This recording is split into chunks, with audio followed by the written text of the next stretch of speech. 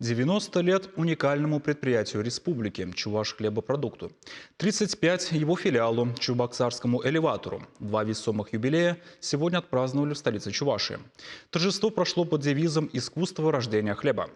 Символично, что в фойе ДК «Уксай» артисты встречали гостей румяным караваем. Желающих поздравить сотрудников предприятий в этот день оказалось немало.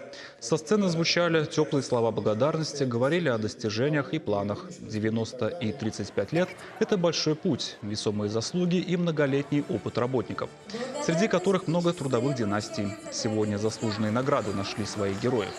Кадры хроники позволили погрузиться в историю предприятия. Сегодня «Чувашхлебопродукт» – стратегическое звено, от которого зависит продовольственная безопасность. Его продукцию знают и любят не только в Чувашии, но и за ее пределами.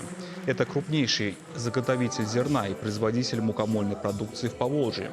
На сегодняшний день годовой объем переработки зерна на предприятии – 180 тысяч тонн. Год этот мы завершаем очень даже неплохо. Благодаря вам в том числе. Произвели мы продукцию по сравнению, я пока только за 9 месяцев, по сравнению к прошлому году на 30% больше, чем в прошлом году. Для нас это очень хороший результат.